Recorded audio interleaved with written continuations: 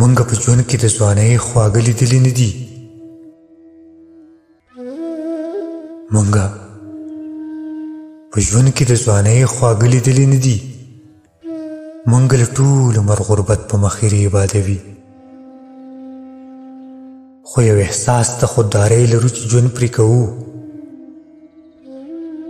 ورک یو خو مخته د شتمنو خلکو هم نه ګورو. ما په تمامه پښتونخوا کې نظر وګرځو. ما په لکاو کې د شمار یو څو کسان پیدا کړو چې په پښتو مین د پته او د ناموس وږي دي. ځکه همیش زما د زړه په کور کې دوی اوسي. مونږ په شمار یو څو ملګري د احساس لیوني په نری باد هم د انګار په شان بڅري نلو. خپله که ډېرې حدیثې لرو خو باک نه کوو، خو د بېوسه ولس بد حالت ته نشو کتی.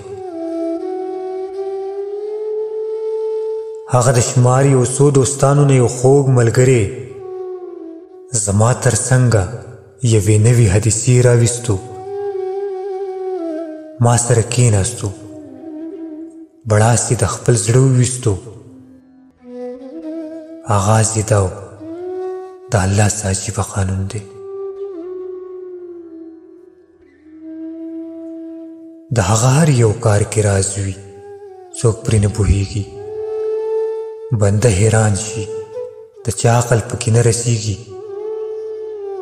هغه ویل چې نن غرمه د یو ملګري سره څه مسله کې د یو خان صاحب حجرې ته لاړم. مونږ د خان د راوتو په انتظار کې ناستو چې ناڅاپي مې د حجرې په ګیټ نظر پرېوتو. یو ببرسرې زنګېدلی او کمزوری سړی حجرې ته راغی. زما خوا کې په کرسۍ کېناستو. ما وی که سوال کوي.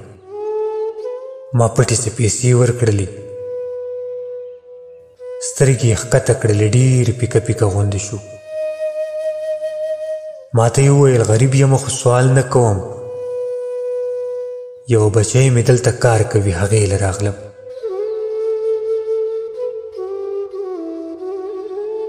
زړه مې غوښتل چې ورسره یو څو خبرې وکړم. په دغه وخت کې یو د خان نوکر بهر نه راغی. ده ورته ډېر په رپېدلو شونډو وویلو: ما له زما حنا راوغواړه چې ویې وینمه.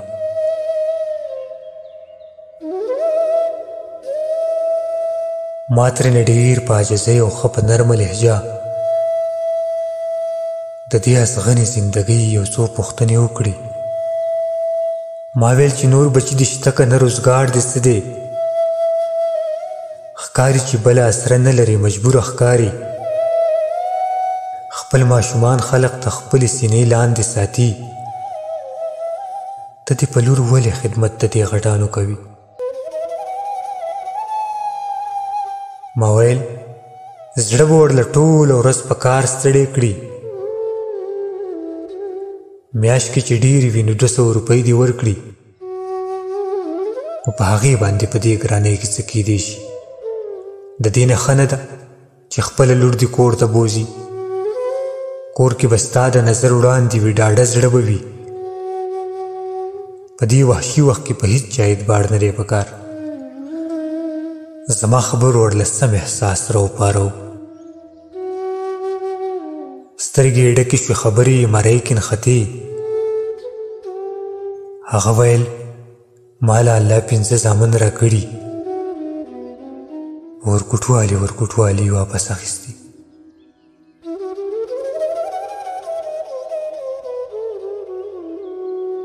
دا یوه لور مې کشرۍ ډېره ناویاته لور ده. والله که سود مې شي چې بل کره خدمت دې وکړي. خو روزګار چرته دی؟ د هر سړي روزګار خراب دی. په ما په دې عمر کې هیڅ څوک مزدوري نه کوي. ما ته پرون په 5 ورځې پس دیاړي میلاو شوه. مونږ بیګا په 4 ورځې پس ډوډۍ وخوړه. د خپل بېوسه ژوندانه به درته څه ووایم؟ دا یو ورځ نه ده، دا مو ژوند دی، همیشه داسې وي. زه په وړې حنا خدمت څه دې له نه کومه، ګینې چې ماله دې پیسې او یا ډوډۍ وګټي. چې کور یې کښېنومه نو وږې او بربنډه به وي، چې چاکره وي نو مړه به وي او پټه به وي. د سترګو اوښکو یې په مخ سمې خړپوسې وکړې، جذبې سمې لړزېدلې وي، لمبې نوستې. د لور راتلو ورله په شونډو مهر ووهلو، ګینې چې نور به یې د زړه له درده څه ویل. لاس یې پرې واچولو، ځان ته یې راجوخته کړله. هغه نیازبینه څه د 2 کالو په عمر به وه. د خان په ټول کور کې به هېڅوک دومره ښکلي نه و. حنا د پلار له غاړې دواړه لاس چاپېره کړلو. په وړه خوله یې ترې تپوس وکړو بیبي څنګه وه، او بیا یې ووي زه به تا سره نن کور ته ځمه، چې بیبي وینم نو سهار له به مې بیا راولي. پلار یې لږ چوپ شو. زه په دغه خاموشۍ پوهه شوم چې دی اوس دا خپلې نیازبینې لور ته څنګه ووایي چې هغه کور ته په مودو اختر نه راځي، چې هغه کور کې هم د ورځې هم د شپې روژه وي. د لږ ساعت د خاموشۍ نه پسې پلار وویل بچې، بیبي به د سهار درله هم دلته راشي، سهار نه واخله تر ماښامه به هم تا سره وي. خیر د ماښام ورسره کور ته به بیا هم لاړه شي. زما حساس، زما پښتون او زما خوږ ملګري، کله چې ما ته دا د خپلو لیدو حال ویلو، په مخې کرب ته بېوسۍ سترګې یې سرې ښکارېدې. ماله یې هم والله چې سم سترګې او زړه راډک کړو، خو د غربت دیوال مې ډېر دنګ وختې پرې نه شوم.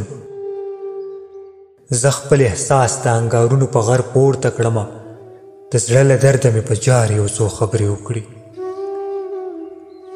ما ویل ربه یا بې حسو کې احساس پیدا کړي، او یا زمونږ نه احساس واخلي بې حسه مو کړي،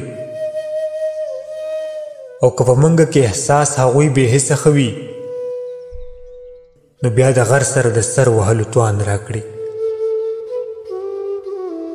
په خپل بېوسه قام تودې سړې لیدلی نه شو، په خپل بېوسه قام تودې سړې لیدلی نه شو، خپله هر څه زغمو په بل ظلم زغملی نه شو، خپله هر څه زغمو په بل ظلم زغملی نه شو.